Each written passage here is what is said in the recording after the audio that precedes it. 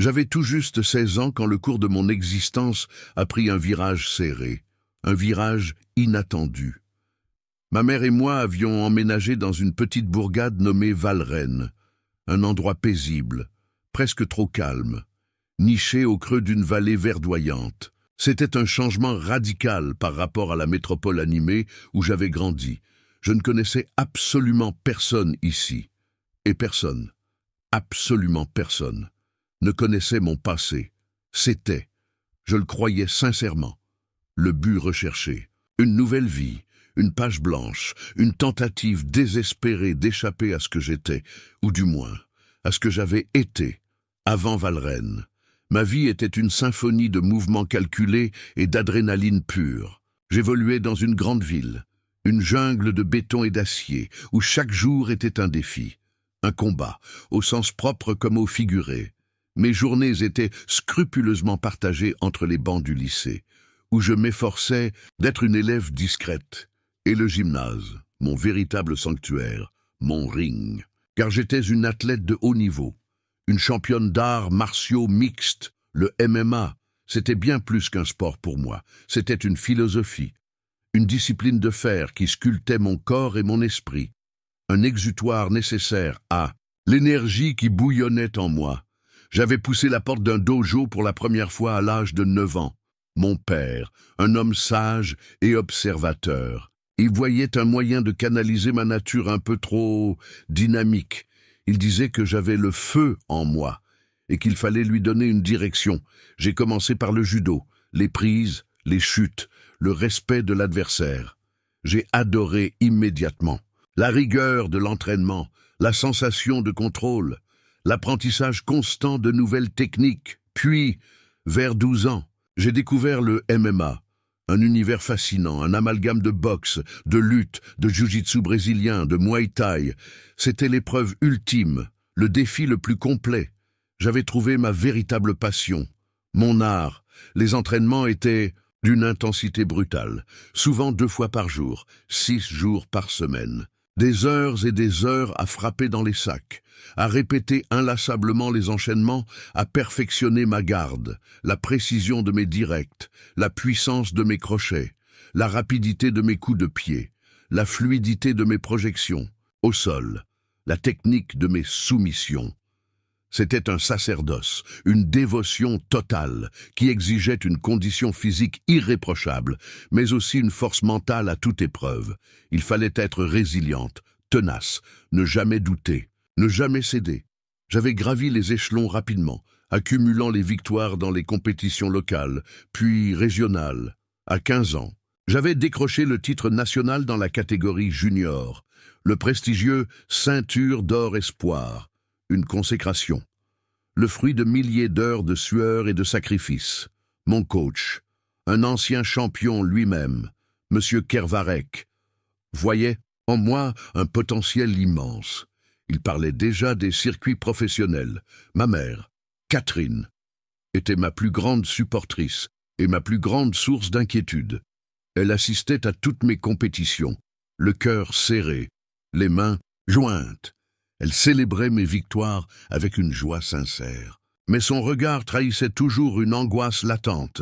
Elle voyait les ecchymoses, les éraflures, les articulations parfois gonflées. Elle vivait dans la hantise d'une blessure grave, irréversible. Elle respectait ma passion, elle admirait ma détermination. Mais elle exécrait la violence inhérente à ce sport, même si je lui expliquais que ce n'était pas de la bagarre de rue, que c'était un duel stratégique, presque une partie d'échecs jouée avec le corps. Ces craintes étaient profondément ancrées. Le décès de mon père, 4 ans plus tôt, d'une maladie foudroyante, avait laissé un vide immense dans nos vies. Il avait été mon premier mentor, mon roc. Ma mère s'était retrouvée seule, pour m'élever, et son anxiété naturelle s'était intensifiée. Elle s'imaginait le pire à chaque instant, surtout quand j'étais sur le ring. Puis, un incident, qui aurait pu être anodin, a tout fait basculer. C'était après une demi-finale particulièrement disputée.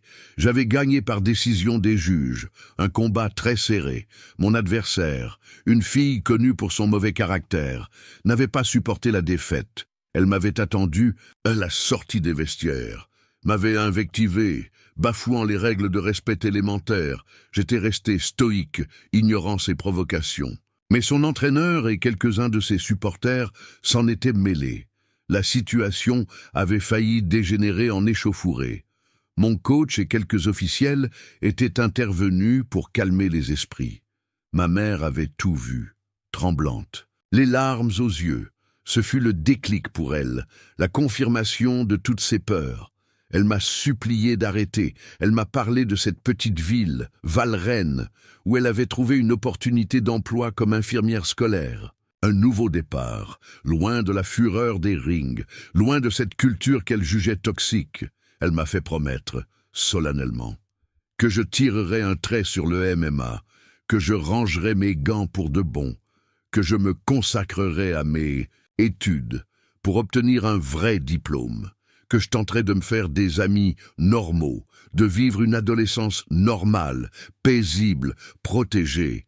J'ai débattu intérieurement pendant des jours. C'était comme m'arracher une partie de moi-même. Mais en voyant la détresse dans ses yeux, la fatigue accumulée, le poids de son veuvage et de ses angoisses, j'ai cédé. Je l'aimais plus que tout. Son bonheur, sa tranquillité d'esprit, passait avant ma passion. Du moins, c'est ce que je me suis efforcé de croire. J'ai donc accepté, le cœur lourd. J'ai rangé mes trophées, mes médailles, ma ceinture d'or, mes équipements. Tout a été soigneusement emballé dans des cartons, relégué au fond d'un placard, comme si je pouvais enfermer cette partie de ma vie avec eux. Nous avons quitté la ville, laissant derrière nous les souvenirs, les amis du club, mon coach qui n'avait pas compris ma décision soudaine. Notre nouvelle demeure à Valrennes était une petite maison coquette, avec un jardinet fleuri.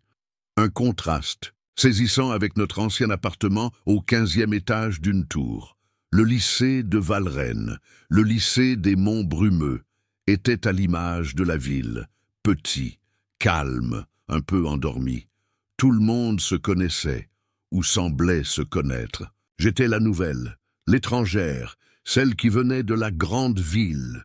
J'ai immédiatement décidé de cultiver la discrétion, de me faire oublier, de devenir invisible. Je choisissais des vêtements neutres, des couleurs sombres, des coupes amples qui dissimulaient ma musculature d'athlète. Je parlais peu, évitais les regards. Je me plongeais dans mes livres à chaque pause, les premières semaines. Ma stratégie d'effacement a fonctionné à merveille. Je déjeunais seul à la cantine, dans un coin reculé. Je passais mes récréations à la bibliothèque, ou sur un banc isolé dans la cour. J'observais de loin les interactions des autres élèves, les clans qui se formaient, les rires qui fusaient, les drames adolescents qui se nouaient et se dénouaient. Une partie de moi enviait cette insouciance apparente, cette normalité que ma mère désirait tant pour moi. Mais une autre, partie, la combattante en moi, se sentait étouffée. L'adrénaline, la discipline de fer, la sensation de puissance maîtrisée, tout cela me manquait cruellement, physiquement.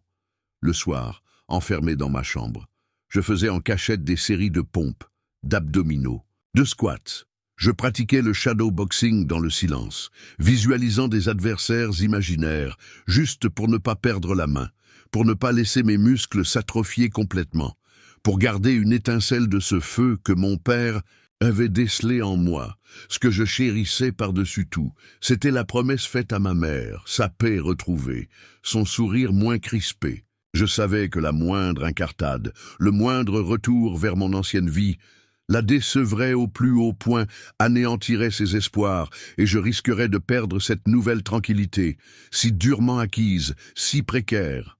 Je m'accrochais à cette résolution avec l'énergie du désespoir. J'avais bâillonné la guerrière en moi, l'avais enchaînée dans les tréfonds de mon être, priant pour qu'elle y reste, sage, silencieuse, à jamais.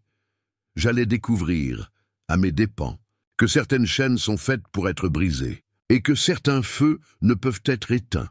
Ils ne demandent qu'une étincelle pour se rallumer, plus vif, plus ardent que jamais, mon désir d'anonymat, ma volonté farouche de ne pas faire de vagues, allait paradoxalement attirer l'attention de ceux qu'il fallait à tout prix éviter, à Valrennes, comme partout ailleurs, il y avait une hiérarchie non écrite, une chaîne alimentaire sociale, et au sommet de cette chaîne, ou du moins, c'est ce qu'il croyait, se trouvait un certain Léo Dubois, un garçon de terminale, redoublant probable, grand, une carrure imposante mais mal proportionnée, le visage souvent barré d'un rictus suffisant. Léo était le tyran local, le caïd, autoproclamé du lycée des Monts Brumeux. Il était constamment flanqué de 2 ou 3 comparses, des garçons moins charismatiques, plus lâches, qui gravitaient, dans son sillage comme des mouches, autour d'un pot de miel avarié. Marc Petit, petit et nerveux, toujours prompt à ricaner aux blagues de son chef, et Simon Moreau, plus massif mais lent d'esprit, le muscle du groupe. Ensemble, ils formaient un trio qui excellait dans l'art de l'intimidation, de la petite persécution, quotidienne. Ils se nourrissaient de la peur et de l'humiliation des autres. Leur réputation était bien établie. La plupart des élèves les évitaient soigneusement. Certains professeurs semblaient adopter une politique de l'autruche. Peut-être par impuissance, par lassitude, ou par une forme inavouée de crainte. Au début de mon arrivée, Léo et sa clique m'avaient superbement ignoré. J'étais la nouvelle, la fille silencieuse qui rasait les murs, transparente, pas assez intéressante, pas assez réactive pour... Leur jeu cruel, je les observais de loin, assistant, impuissante et révoltée à leurs méfaits. Des bousculades prétendument accidentelles dans les couloirs encombrés, qui envoyaient valser les livres ou les plateaux repas des plus faibles, des moqueries publiques, ciblées, destinées à détruire la confiance en soi d'un élève timide, des emprunts forcés de matériel scolaire, d'argent de poche, jamais restitué, chaque fois. Une boule de rage froide se nouait dans mon estomac, mes poings se serraient instinctivement. Mais l'image du visage de ma mère, son sourire fragile, la promesse murmurée, revenait me hanter. Alors, je détournais le regard, je serrais les dents, je continuais mon chemin, me répétant que ce n'était pas mon combat, que je devais rester neutre, invisible. Mais mon invisibilité volontaire a fini par produire l'effet inverse. Elle a piqué leur curiosité, puis leur irritation. Ils ont commencé à me remarquer, lentement, subrepticement. D'abord, ce furent des regards appuyés, insistants, chargés de sous-entendus, des chuchotements, des ricanements étouffés sur mon passage. J'ai redoublé d'efforts pour projeter une image d'indifférence totale, de froideur. Je pensais, naïvement, que mon absence de réaction finirait par les décourager. Grossière erreur de jugement, mon stoïcisme apparent semblait les exciter, les provoquer davantage. C'était comme agiter un chiffon rouge devant un taureau. Stupide, un lundi matin, alors que je me dirigeais vers mon casier pour récupérer mes affaires de cours. Léo s'est planté devant moi, bloquant le passage. Marc et Simon l'encadraient, affichant des sourires mauvais. J'ai tenté de le contourner par la droite. Il s'est décalé, me barrant à nouveau la route. Il m'a dit, d'une voix mielleuse qui sonnait faux, « Tiens, tiens, c'est la nouvelle, toujours aussi muette. On ne t'a jamais vraiment vu sourire. Tu devrais essayer. Ça te rendrait peut-être moins austère. » Ses sbires ont gloussé stupidement. J'ai senti une vague de chaleur monter à mes joues. Mais j'ai gardé mon expression neutre, ma voix parfaitement maîtrisée. J'ai répondu que je n'avais aucune envie de sourire pour lui, et que je souhaitais simplement accéder à mon casier. Il a haussé les épaules, s'est finalement écarté, avec une lenteur calculée, me lançant par-dessus son épaule. « T'es vraiment une drôle de fille, pas sociable pour un sou. » Les incidents se sont alors enchaînés, devenant de plus en plus fréquents, de plus en plus personnels, des remarques désobligeantes sur mes vêtements jugés trop sobres, trop sombres, sur ma coiffure jugée trop simple, sur ma démarche, qualifiée de rigide, des petits gestes de harcèlement quotidien, un pied ostensiblement tendu dans l'escalier pour me faire trébucher, que j'évitais avec une agilité qui les surprenait toujours un peu. Mes réflexes d'athlète, mis en sommeil, restaient affûtés, mais chaque esquive, chaque parade silencieuse, chaque insulte ravalée était une victoire à la Pyrrhus. L'adrénaline commençait à affluer. Mon corps se souvenait des sensations du combat. Des années de conditionnement, l'envie de riposter physiquement, de leur faire goûter à leur propre médecine, devenait presque insoutenable. Mais l'image de ma mère, de sa confiance, de sa vulnérabilité, s'interposait, encore et toujours, et je refoulais ma fureur, la transformant en une boule de glace dans mon ventre. Un après-midi pluvieux, je m'étais réfugié à la bibliothèque, tentant de me concentrer sur un exposé complexe de philosophie. Léo et sa bande ont fait irruption, troublant le silence studieux des lieux. Ils ne mettaient jamais les pieds ici d'habitude. Ils ont commencé à parler fort, à rire grassement de leurs propres blagues, à feuilleter bruyamment des magazines, dérangeant ostensiblement les quelques élèves présents. La bibliothécaire, Madame Germain, une femme d'un certain âge, d'une timidité presque maladive, s'est approchée d'eux, leur demandant, d'une petite voix chevrotante, de bien vouloir respecter le calme des lieux. Léo s'est tourné vers elle, l'a dévisagée de haut en bas avec une arrogance consommée, et lui a rétorqué avec un sourire narquois qu'il ne faisait que satisfaire leur soif de culture.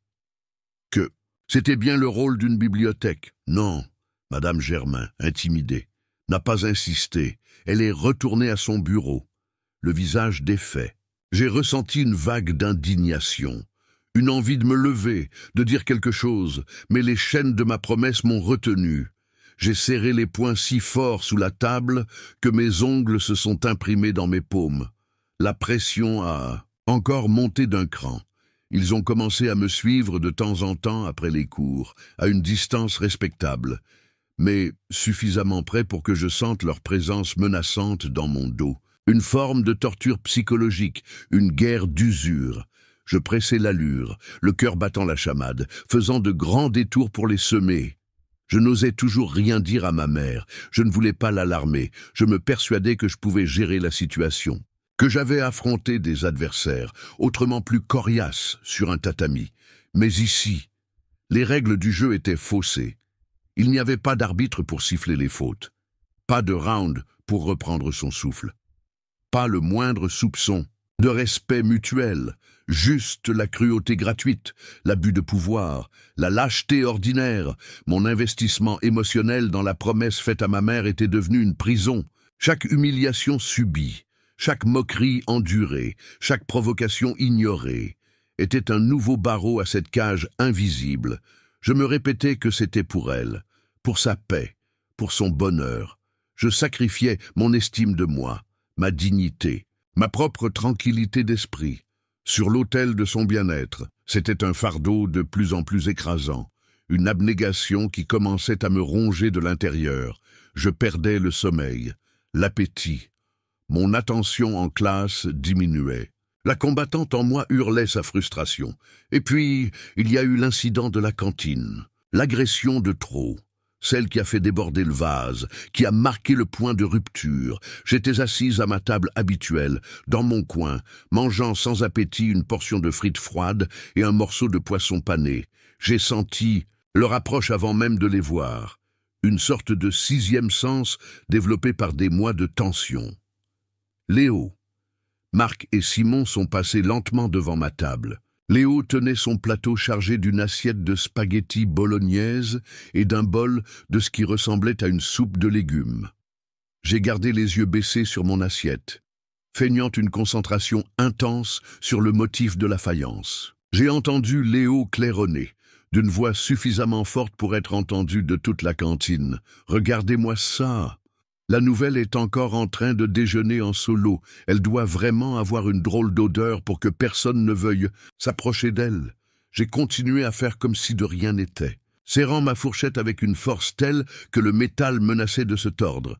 Soudain, une chaleur intense s'est répandue sur mon bras gauche, puis sur ma cuisse.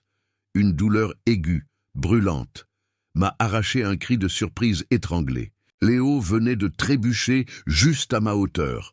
Son plateau s'était renversé, déversant la totalité de son contenu sur moi. La soupe, un potage verdâtre et épais, a giclé sur mon pull, mon jean, ma peau. Les spaghettis dégoulinants de sauce tomate ont suivi. La brûlure de la soupe était vive, mais l'humiliation, la honte d'être ainsi souillé devant des centaines de regard, était infiniment plus douloureuse. Un silence de plomb est tombé sur la cantine, un silence total, qui n'a duré qu'une fraction de seconde. Puis, des rires ont éclaté. D'abord ceux de la bande à Léo, des rires gras, cruels, puis ceux d'autres élèves, certains par pure méchanceté, d'autres par nervosité, d'autres encore, peut-être, par soulagement de ne pas être la cible du jour. Léo a fait mine de s'excuser, avec un jeu d'acteur exécrable. « Oh, zut alors! Je suis vraiment désolé, j'ai glissé sur quelque chose. Tu n'as rien, hein? Ma pauvre, tu devrais faire plus attention où tu t'installes, » dit-il avec un sourire mauvais qui ne trompait personne. Mes yeux se sont instantanément remplis de larmes. Des larmes de douleur physique, certes, mais surtout des larmes de rage contenue, d'humiliation profonde, de désespoir. J'ai levé les yeux vers Léo, et pour la toute première fois depuis mon arrivée à Valrennes, il a pu voir quelque chose. Dans mon regard, une étincelle, une lueur qu'il n'avait jamais vue chez moi, ni chez aucune de ses autres victimes. Une lueur de fureur pure, primitive. Mon corps entier s'est mis à trembler, de façon incontrôlable. Mon instinct de combattante, affûté par des années de pratique, hurlait à mes oreilles, réagit, défends-toi, explose. Mais la promesse maudite, le visage de ma mère, m'ont retenu une dernière fois, une ultime fois, au bord du précipice. Je me suis levé, lentement, péniblement. Les gouttes de soupe et de sauce tomate dégoulinaient de mes vêtements trempés, formant une flaque peu ragoûtante à mes pieds. Je sentais le poids de tous les regards braqués sur moi. Le silence était revenu, un silence lourd, oppressant. J'ai pris mon propre plateau, et sans un mot, sans un regard pour personne, je suis sorti de la cantine, la tête haute, malgré la honte qui me rongeait. Je suis allé me réfugier aux toilettes. J'ai essayé de me nettoyer tant bien que mal, sous le robinet d'eau froide. La brûlure sur ma peau était bien réelle, lancinante, mais la brûlure dans mon âme, dans mon cœur, était 1000 fois pire. Ce jour-là, à cet instant précis, une partie de moi est morte. La partie docile, la partie soumise, la partie qui croyait encore naïvement pouvoir tenir cette promesse intenable. La coupe n'était plus seulement pleine, elle débordait, inondant tout sur son passage. J'ai séché mes larmes d'un revers de main rageur. J'ai relevé la tête et j'ai fixé mon reflet dans le miroir terni. Mes yeux étaient injectés de sang, mon visage maculé de nourriture, mes vêtements ruinés. Mais derrière la douleur et l'humiliation, une nouvelle expression commençait à durcir mes traits, une détermination froide, implacable. Quelque chose s'était brisé en moi, mais quelque chose d'autre était en train de naître, ou plutôt de renaître de ses cendres. La combattante, la guerrière, n'était plus simplement réveillée, elle était debout, armée, prête à en découdre. Le point de non-retour avait été franchi. Je ne le formulais pas encore clairement, mais au plus profond de mon être. La décision était déjà prise, murmurée par une voix que je ne reconnaissais plus tout à fait comme la mienne. Une voix plus grave, plus assurée, plus dangereuse. Suites émotionnelles, le jour qui ont suivi cette agression à la cantine ont été un véritable calvaire, une descente aux enfers émotionnels. La brûlure sur mon bras gauche a mis plus d'une semaine à s'estomper, laissant derrière elle une plaque rougeâtre, sensible, qui me rappelait à chaque instant l'humiliation subie. Le contact de mes vêtements sur la peau irritée était une torture discrète mais constante. Mais cette douleur physique n'était rien en comparaison de la tempête qui faisait rage en moi. Le choc initial avait cédé la place à une tristesse infinie, un sentiment d'injustice écrasant, puis, lentement, insidieusement, une colère, une froide, profonde, viscérale, a commencé à monter, à grandir, menaçant de tout emporter sur son passage. Je redoublais d'efforts pour éviter Léo et sa meute, ce qui relevait de la gageure dans l'espace confiné du lycée. Leur ricanement me poursuivait dans les couloirs. Leur regard narquois me transperçait le dos. Ils se pavanaient, se sentant plus forts, plus intouchables que jamais. Après tout, ils m'avaient publiquement humilié, sali, et je n'avais pas bronché, j'avais encaissé une fois de plus. Pour eux, c'était la preuve irréfutable de ma faiblesse, de ma couardise. Ils avaient gagné. Ils pouvaient continuer leur règne de terreur en toute impunité. J'ai tenté, une nouvelle fois, d'en parler à ma mère, de manière encore plus allusive, encore plus prudente qu'auparavant. Je lui ai confié que l'ambiance au lycée était pesante, que certains élèves étaient particulièrement malveillants, que je me sentais terriblement seul et démuni. Elle m'a écouté avec son attention habituelle, m'a serré longuement dans ses bras, m'a répété ces phrases rassurantes, que les choses finiraient par s'arranger, qu'il fallait du temps pour s'intégrer, que je devais faire preuve de patience, essayer de me lier d'amitié avec des filles bien. Elle ne mesurait absolument pas l'étendue du désastre, la gravité de la situation. Et je ne trouvais pas la force de lui infliger la vérité crue. La brutalité des faits, sa quête de paix pour moi, pour nous, était si palpable, si désespérée, que je me sentais coupable de la moindre ombre portée à ce tableau idyllique qu'elle tentait de peindre. J'ai même brièvement envisagé de solliciter un entretien avec le conseiller principal d'éducation, Monsieur Grimaud, ou avec le proviseur lui-même, Monsieur Marchand. Mais à quoi cela aurait-il servi? Concrètement, j'avais été témoin de leur passivité, de leur apparente impuissance face aux agissements répétés de Léo. J'avais entendu des rumeurs selon lesquelles le père de Léo était un notable local, un entrepreneur influent qui faisait de généreux dons au lycée. Cela expliquait peut-être leur indulgence coupable. J'avais la nauséeuse conviction que personne ne lèverait le petit doigt pour moi, que je serais confronté à un mur d'indifférence polie, ou pire, à des reproches voilés sur ma propre incapacité à gérer la situation. J'étais désespérément seul.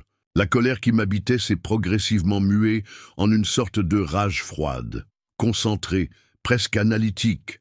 J'ai commencé à observer Léo avec une acuité nouvelle, ses déplacements, ses habitudes, ses réactions, ses points faibles, apparents.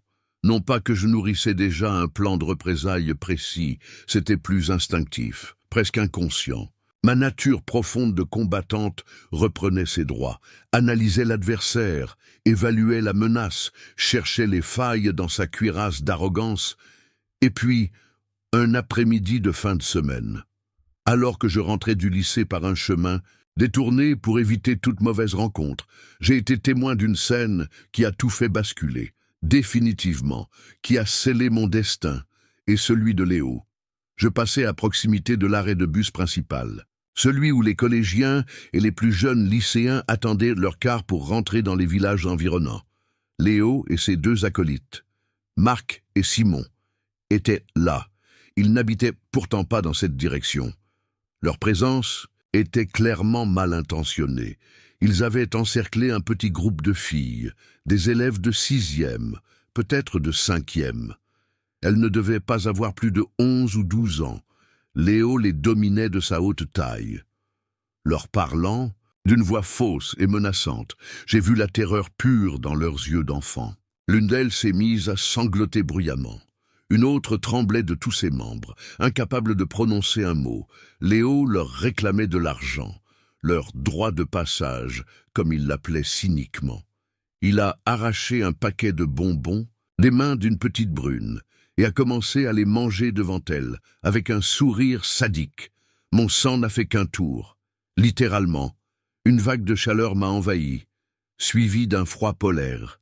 Voir ces enfants, si jeunes, si innocentes, si vulnérables, terrorisés par ce tyran de bas étage et ses larbins, ce fut comme un coup de poignard en plein cœur, un électrochoc d'une violence inouïe. Jusqu'à présent, c'était moi la cible principale. J'étais une adolescente de 16 ans, entraînée, au combat. J'avais, théoriquement, les moyens de me défendre, même si je choisissais de ne pas les utiliser. Mais ces petites, elles n'avaient aucune chance, aucune défense. Elles étaient livrées pieds et poings, liées à la cruauté de ces brutes, à cet instant précis, dans ce lieu précis. Ma promesse à ma mère, si sacrée, si contraignante, s'est désintégrée, réduite en cendres, en poussière. Elle n'avait plus aucun poids, Aucune signification, aucune valeur face à cette injustice criante, face à cette lâcheté abjecte.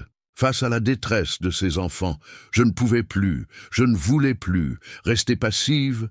Ce n'était plus une question personnelle, ce n'était plus à propos de moi, de ma fierté bafouée, ou de mon désir de vengeance. C'était à propos d'eux, de tous ceux, visibles ou invisibles, que Léo et sa bande opprimaient quotidiennement.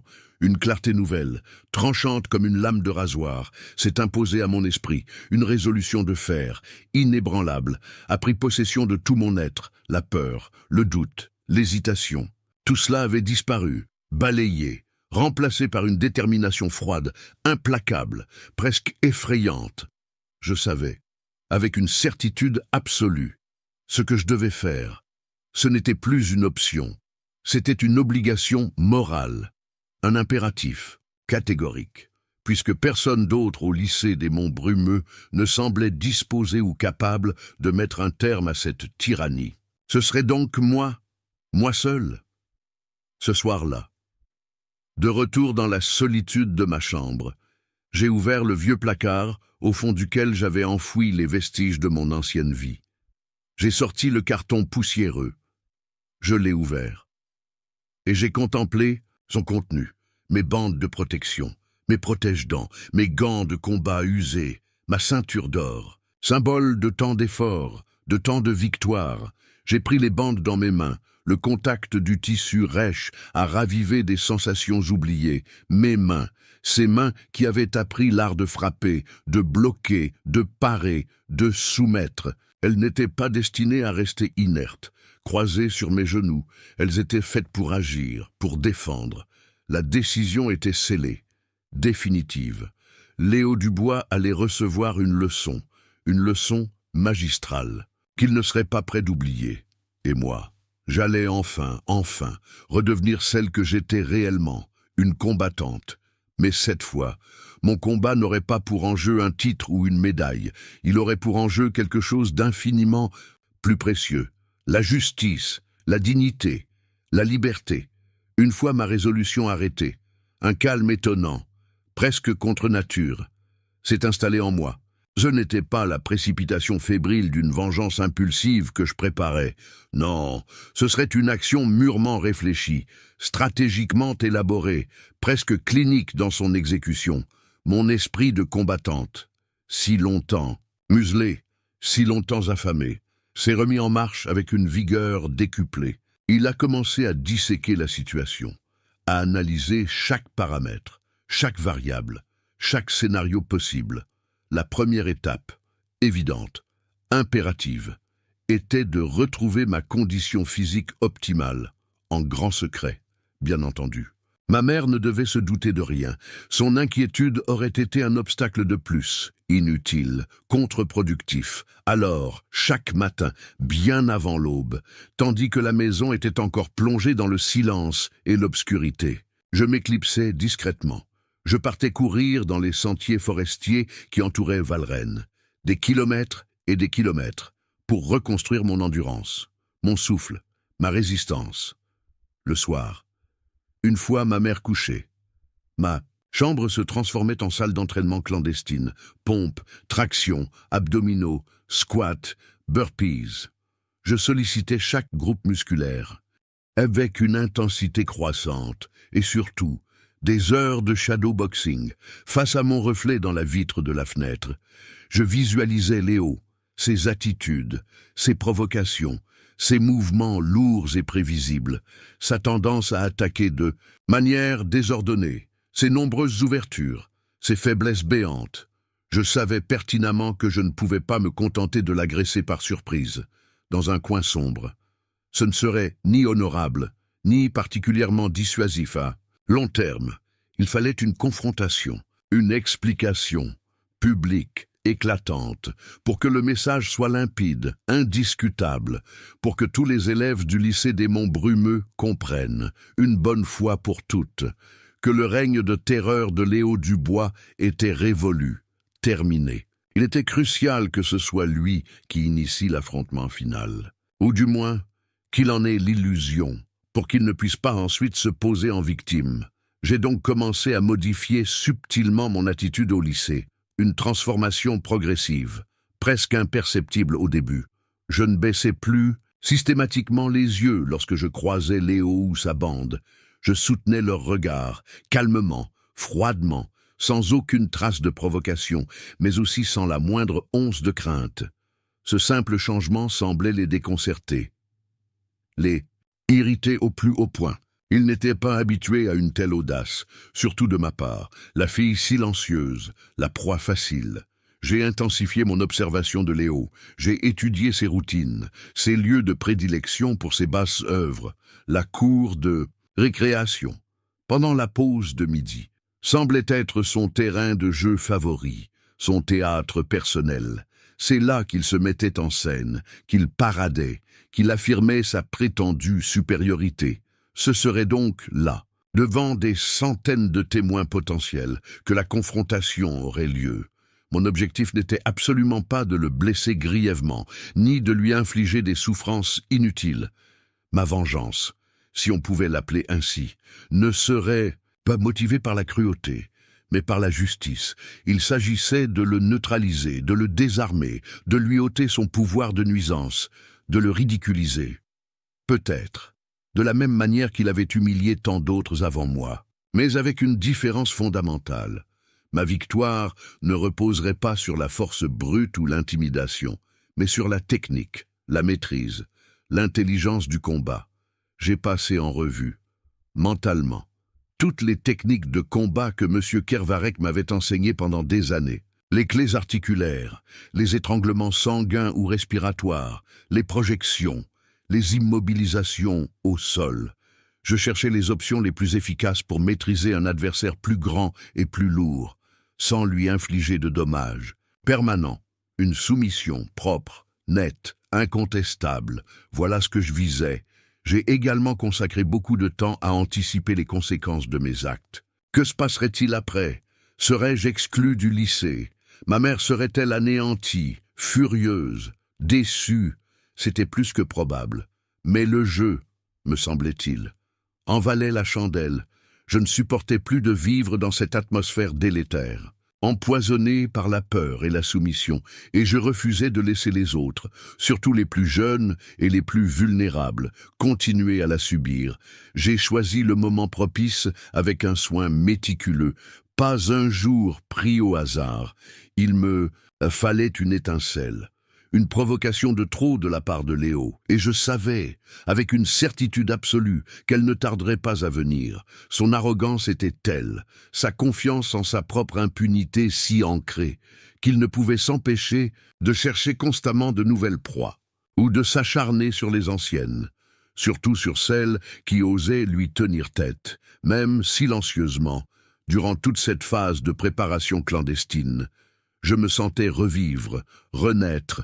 La combattante en moi, si longtemps enchaînée, reprenait progressivement possession de mon corps, de mon esprit, et elle était plus forte, plus déterminée que jamais, car cette fois, elle ne se battait pas pour un titre, pour la gloire ou pour l'approbation d'un jury, elle se battait pour une cause qui la transcendait, une cause juste, noble. Ce n'était plus seulement pour moi, c'était pour toutes les petites filles de l'arrêt de bus, pour le garçon dont on avait volé le déjeuner, pour Madame Germain, la bibliothécaire humiliée, pour tous les anonymes qui courbaient l'échine chaque jour devant Léo et sa bande. J'ai mobilisé toutes mes ressources intérieures, mon courage, ma concentration, ma discipline, ma maîtrise technique. Je n'avais pas besoin d'alliés pour ce combat singulier. C'était une affaire strictement personnelle, entre lui et moi, un contre un, comme sur le ring. Sauf que cette fois, l'enjeu était infiniment plus important que n'importe quel championnat. Il s'agissait de restaurer un semblant d'équilibre, de justice, dans ce petit monde clos qu'était le lycée des Monts Brumeux. Les jours s'écoulaient, ma confiance en mes capacités se renforçait à chaque séance d'entraînement secrète, à chaque regard intense et silencieux que j'échangeais avec Léo dans les couloirs. Il sentait, j'en étais sûr, que quelque chose avait changé en moi. Je le lisais dans ses yeux, une lueur d'incompréhension, d'agacement et peut-être, juste peut-être, une infime étincelle d'inquiétude. Mais son orgueil démesuré, sa stupidité crasse, l'empêchèrent de faire marche arrière, de prendre la mesure du danger. Il allait devoir aller jusqu'au bout de sa logique de confrontation. Et moi aussi. J'attendais. J'étais prête.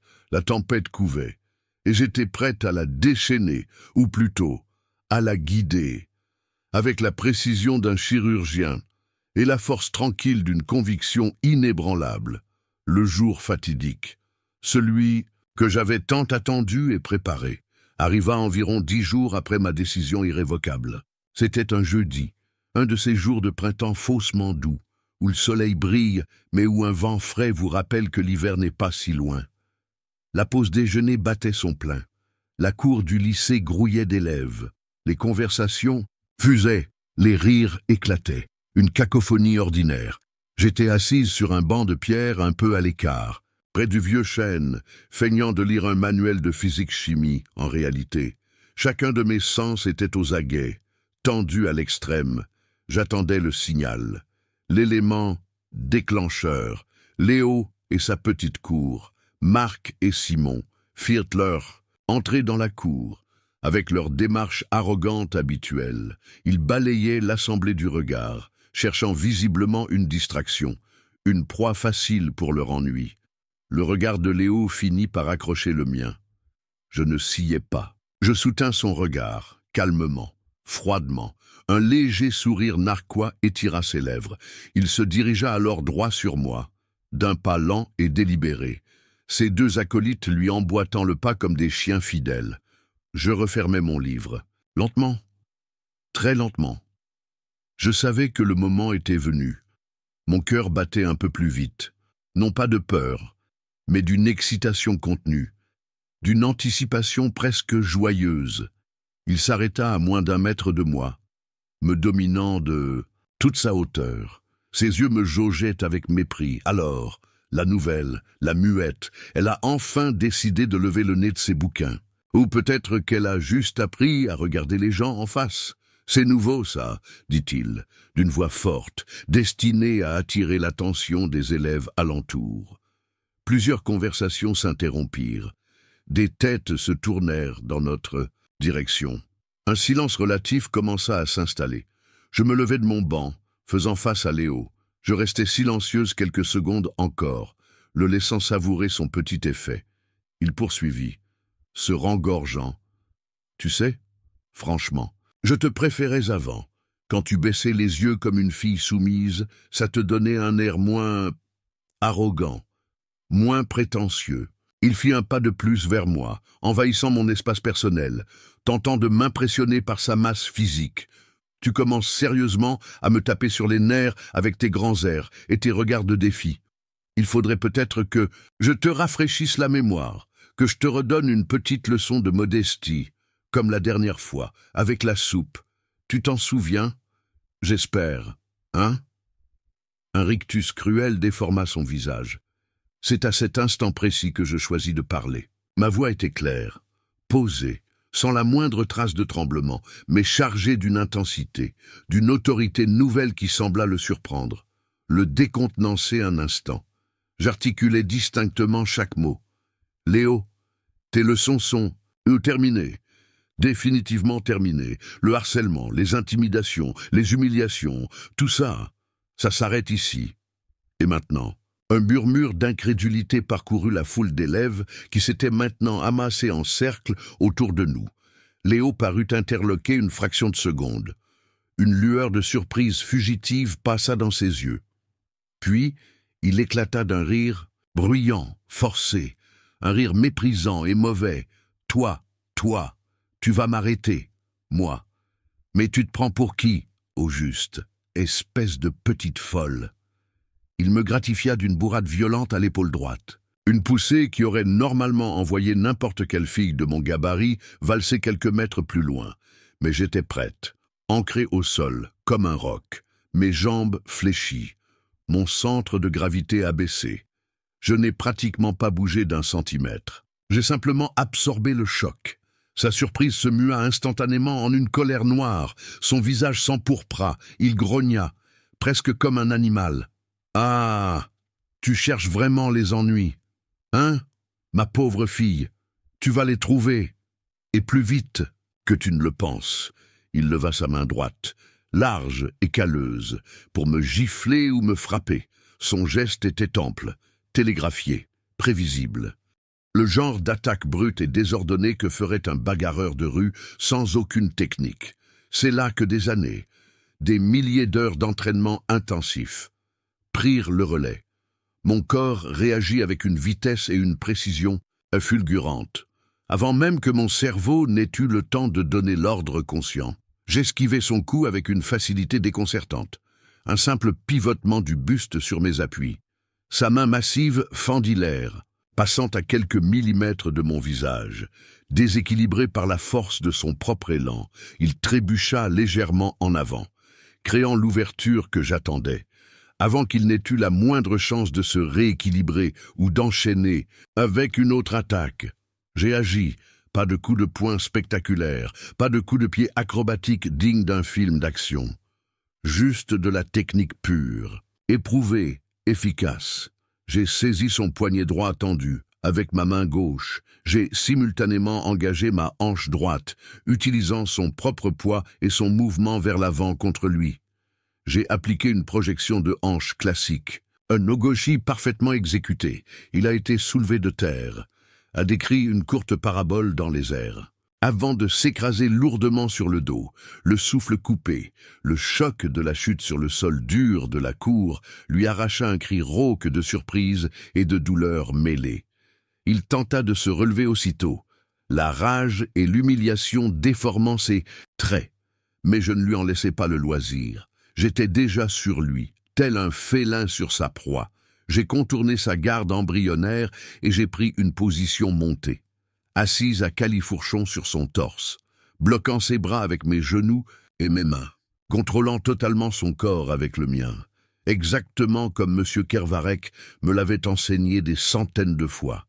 Il se débattait frénétiquement, furieux, humilié d'être ainsi maîtrisé par une fille, devant tout le lycée. Mais ses mouvements étaient désordonnés, paniqués, inefficaces. Il n'avait aucune notion de combat au sol, juste de la force brute. Et la force brute, sans technique, est souvent impuissante face à la maîtrise. La foule d'élèves était absolument médusée, stupéfaite. Un silence de cathédrale était tombé sur la cour, un silence si profond qu'on aurait pu entendre une mouche voler. On n'entendait plus que la respiration haletante et sifflante de Léo, et ses jurons étouffés, ses grognements de bêtes prises au piège, ses deux lieutenants, Marc et Simon, qui s'étaient d'abord figés de surprise, esquissèrent un pas hésitant en avant, comme pour venir en aide à leur chef déchu. Je leur lançai un regard, un seul, un regard noir, froid comme l'acier, chargé d'un avertissement sans équivoque. Ils se figèrent net, reculant même d'un pas, visiblement peu désireux de partager le sort de Léo. J'ai alors baissé les yeux vers Léo, le fixant droit dans les siens. Il cracha « Lâche-moi, espèce de garce, je vais te tuer ». Sa voix était pleine de venin, mais aussi, pour la première fois, d'une nuance de peur, j'ai répondu, d'un ton toujours aussi calme, presque détaché. « Tu vas commencer par te calmer, Léo, et tu vas m'écouter très attentivement. Tu ne toucheras plus jamais. Jamais. Personne. Dans ce lycée, tu ne menaceras plus jamais personne. Tu ne voleras plus jamais personne. Tu ne manqueras plus jamais de respect à personne. C'est terminé. Fini. Est-ce que c'est bien clair dans ta tête ?» Il a détourné le regard. Crachant, sur le côté, un dernier geste de défi puéril.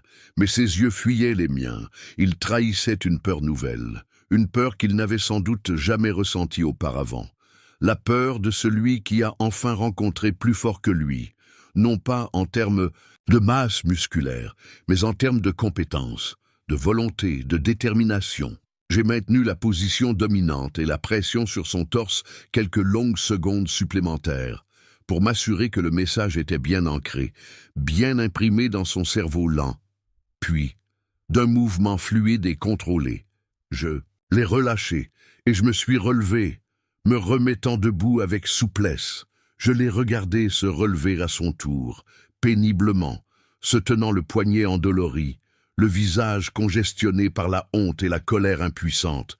Il n'a pas dit un mot, il m'a juste lancé un regard chargé de haine pure, avant de tourner les talons et de quitter la cour la tête basse, presque en courant, ses deux acolytes lui emboîtant le pas comme des chiots battus, sans oser demander leur reste. Je me suis alors tourné lentement vers la foule silencieuse des élèves. Ils me dévisageaient avec un mélange complexe de stupeur, d'admiration, de respect, et peut-être aussi un peu de crainte. J'ai pris une profonde inspiration, et d'une voix qui portait clairement dans le silence retrouvé de la cour, j'ai déclaré « Le harcèlement, sous toutes ses formes, ça s'arrête aujourd'hui. Si quelqu'un, n'importe qui, a un problème de ce genre, s'il est victime ou témoin de harcèlement, qu'il vienne me voir ou qu'il en parle à un adulte de confiance. Mais ne restez plus jamais seul, ne subissez plus jamais en silence, on trouvera une solution, ensemble. » Puis, sans un mot de plus, je suis allé tranquillement ramasser mon manuel de physique-chimie qui était tombé par terre. Je l'ai épousseté et j'ai quitté la cour, traversant la foule qui s'écartait sur mon passage comme les eaux de la mer Rouge, laissant derrière moi un lycée en état de choc. Mais aussi, je l'espérais de toutes mes forces, un lycée où un vent nouveau de respect, de sécurité et de solidarité pourrait enfin commencer à souffler. La combattante avait accompli sa mission, la vengeance, si on peut l'appeler ainsi, était consommée. Mais ce n'était pas une fin, c'était, je le sentais au plus profond de moi, le véritable commencement de quelque chose de nouveau, de différent, de meilleur. Épilogue, les ondes de choc de la confrontation dans la cour du lycée se propagèrent, avec la rapidité d'un incendie de forêt, dans les heures. Les jours qui suivirent, ce fut le principal, voire l'unique, sujet de conversation dans tous les couloirs, toutes les salles de classe, toutes les chaumières de Valrennes, l'histoire de la nouvelle, la fille discrète et silencieuse qui avait terrassé Léo Dubois, le tyran jusque-là invaincu, s'est transformé en une véritable légende urbaine. Les versions des faits se multipliaient, s'enjolivaient. Certains racontaient que je l'avais envoyé à l'hôpital avec de multiples fractures. D'autres affirmaient que j'avais utilisé des techniques secrètes de combat venues d'Orient, que j'étais une sorte d'agent secret ou une ninja des temps modernes. La réalité, comme souvent, était plus prosaïque, plus technique. Mais le mythe, lui, était déjà solidement installé et il me précédait partout où j'allais. J'ai bien évidemment été convoqué dans le bureau du proviseur. « Monsieur Marchand, l'après-midi même de l'incident, je m'y attendais. Ce fut une longue et pénible entrevue. Ma mère avait été prévenue par téléphone. Elle était présente, assise à côté de moi sur une chaise inconfortable, le visage pâle, visiblement sous le choc, tiraillé entre l'inquiétude et l'incompréhension. Monsieur Marchand, un homme d'ordinaire plutôt affable, mais soucieux de la réputation de son établissement, arborait une mine sévère. Il m'a demandé de lui fournir ma version des faits, point par point, ce que j'ai fait. D'une voix calme et posée, j'ai raconté toute l'histoire. Depuis mon arrivée à Valrennes, le harcèlement progressif, les provocations, l'incident de la soupe, la scène de l'arrêt de bus avec les plus jeunes. Et enfin, la confrontation dans la cour. J'ai dû, bien sûr, révéler mon passé de combattante, de MMA, expliquer mes compétences. Ma mère a écouté mon récit, d'abord avec une stupeur grandissante, puis avec une expression indéchiffrable où se mêlait la surprise, la déception, et peut-être une pointe de fierté malgré tout.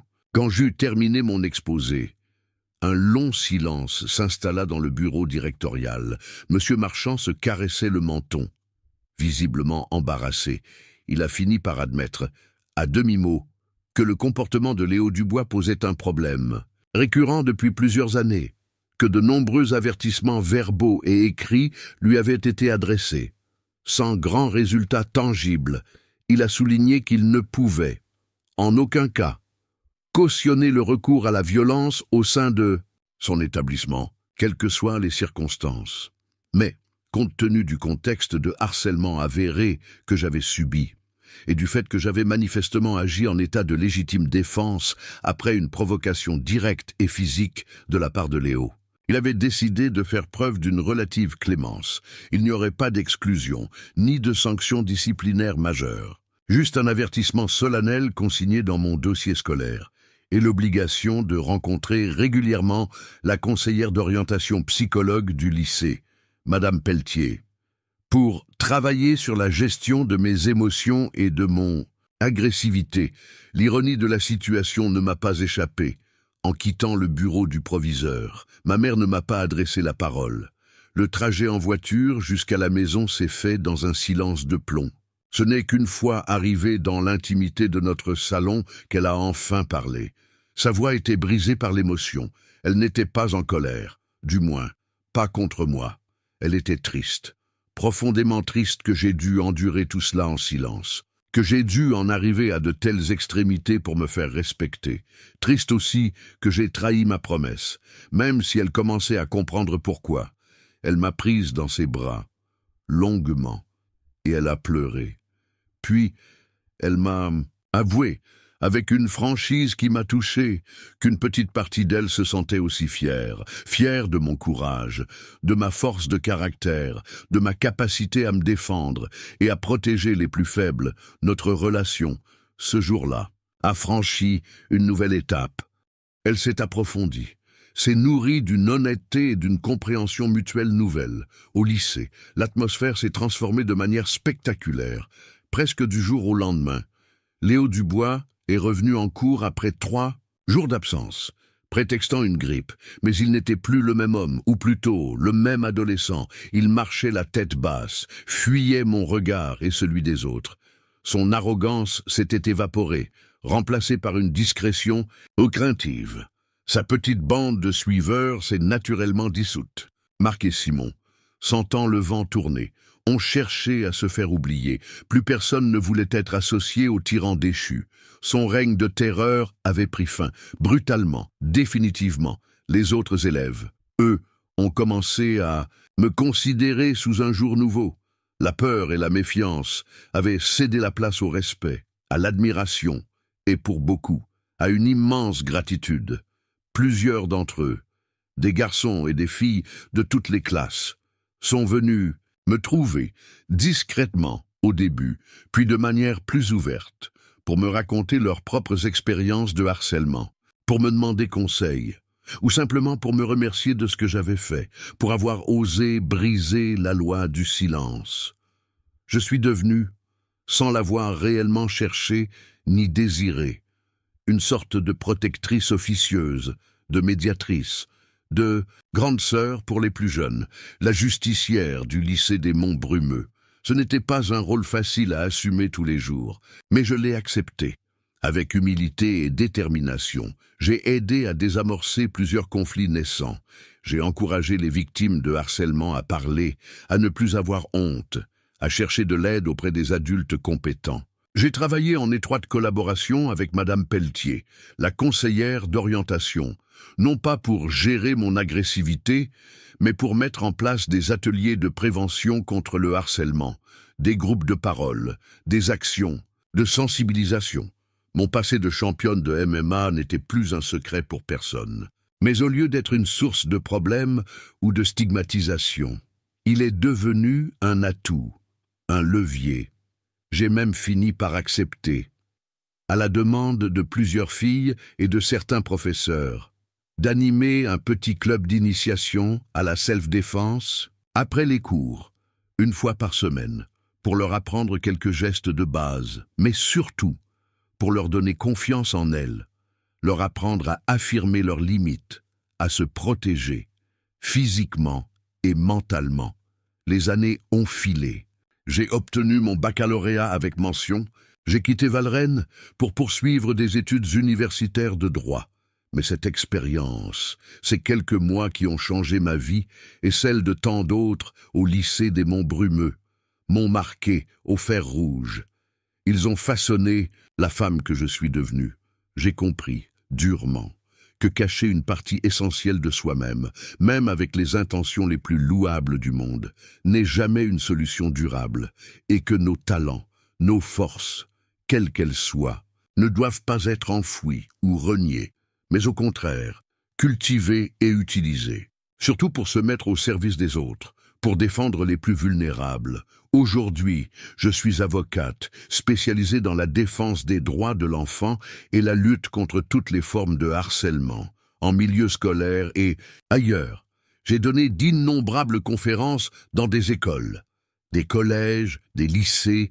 J'ai participé à des campagnes nationales de sensibilisation. J'ai écrit des articles, témoigné dans les médias.